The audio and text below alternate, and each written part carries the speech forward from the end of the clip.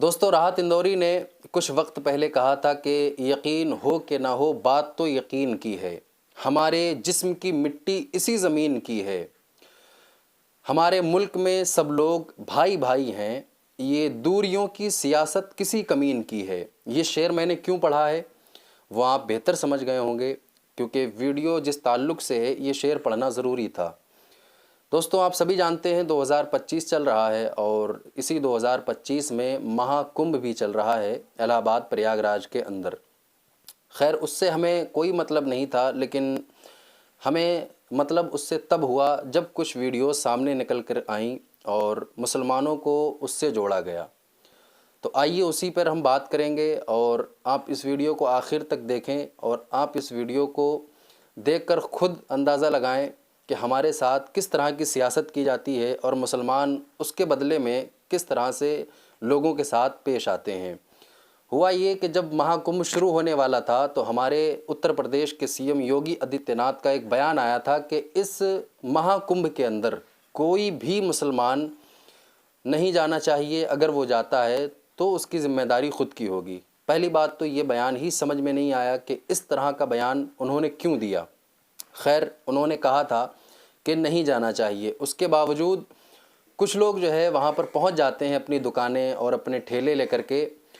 तो उन लोगों को जो वहाँ के संत हैं, जो लोग धर्म गुरु कहलाते हैं, अपने आप को धर्म का गुरु कहते हैं, अगर कोई सियासी आदमी उनके साथ ऐसा करता, उनको वहाँ से मार कर भगाता, उनको घसीट कर वहाँ से निकालता, कोई सियासत वाला अगर ऐसा करता तो ये बात समझ में आती थी। लेकिन अपने आप को धर्म का गुरु कहने वाले, अपने आप को धर्म गुरु कहने वाले अगर ये काम करते हैं तो ये बड़े शर्म की बात है।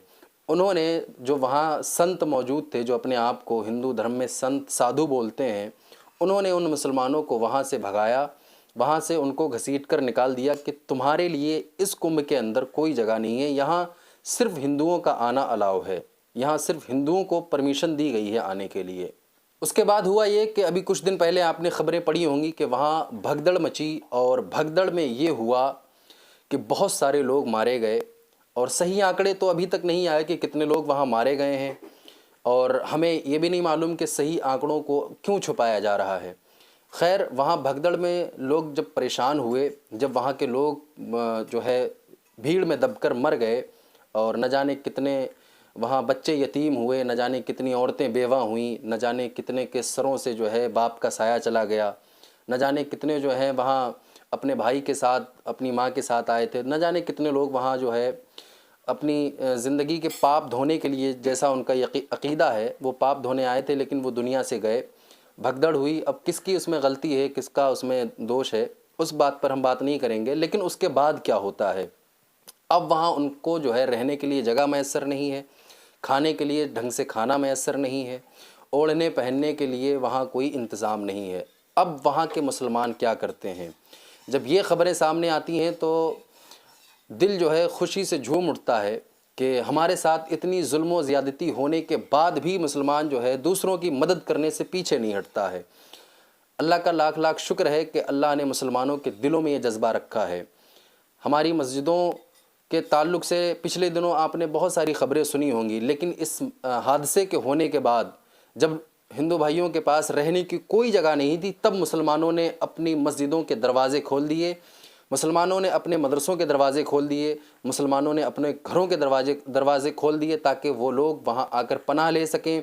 उनको खाना खिलाया, उनको रहने के लिए जगह दी, उनको ओढ़ने के लिए कंबल और लिहाफ दिए और उनको पहनने के लिए कपड़े दिए। लेकिन कुछ नफ़रती चिंटू जो हैं वो इस बात को नहीं समझेंगे, इस बात को नहीं मानेंगे।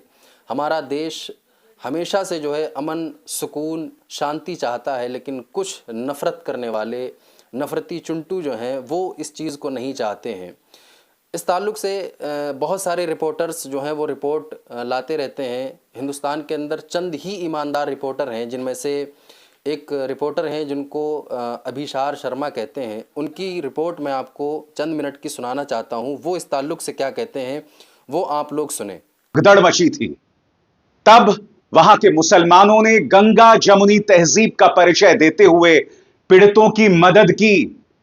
जब प्रशासन यह मानने को ही नहीं तैयार था कि किसी की मौत हुई है, जब मुख्यमंत्री आदित्यनाथ से लेकर पुलिस कोई भी मानने को तैयार नहीं था, तब इमाम बाड़ों में, मस्जिदों में, तमाम धार्मिक स्थलों में मुसलमानों ने हिंदुओं की मदद की। इसीलिए प्रयागराज को गंगा जमुनी तहजीब की एक मिसाल समझा जाता है दोस्तों। और आज मैं आपके सामने दैनिक भास्कर की रिपोर्ट पेश करना चाहता हूं। खूबसूरत मिसाल दोस्तों। एक तरफ मुसलमानों ने गंगा जमुनी तहजीब की मिसाल दी और दूसरी तरफ आपके स्क्रीन पर यह है बागेश्वर धाम का धीरेन्द्र शास्त्री। इसका बयान निहायत ही शर्मनाक है। यह व्यक्ति यह कहता है कि कोई बात नहीं, अगर आपकी मौत हो गई कम से कम आपको मोक्ष तो मिल गया। इस व्यक्ति को यह बताना चाहिए कि जो युवा मां मर गई अपने बच्चों को छोड़कर, क्या उसे मोक्ष मिल जाएगा? वो तो अपने सांसारिक काम भी पूरे नहीं कर पाई। निहायत ही शर्मनाक बयान। मैं इनकी चर्चा करूंगा दोस्तों, मगर सबसे पहले दोस्तों मैं मिसाल देना चाहता हूं दैनिक भास्कर की इस रिपोर्ट को। मैं बधाई देना चाहता हूं, दैनिक भास्कर के रिपोर्टर्स ने बहुत ही खूबसूरत काम किया है। दैनिक भास्कर वो मंच था दोस्तों जिन्होंने शुरू से ही लगातार बदइंतजामी पे रिपोर्टिंग की, और मुझे जो जानकारी मिल रही थी वो दैनिक भास्कर की बदौलत मिल रही थी। बाकी तमाम पत्रकार जो हैं वो हादसे के बाद जागे, वरना हादसे से पहले वो भी जय जय मोदी और जय जय योगी कर रहे थे। सबसे पहले दोस्तों देखिए दैनिक भास्कर की रिपोर्ट जो बताती है प्रयागराज की गंगा जमुनी तहजीब के बारे में और किस तरह से मुसलमानों ने दिल खोलकर मदद की पीड़ित हिंदुओं की। खबर आपके सामने है। महाकुंभ भगदड़, मुसलमानों ने मदद की, खोली मस्जिदें, 25,000 को बिस्तर रजाई दी, भोजन कराया, बोले श्रद्धालु हमारे मेहमान।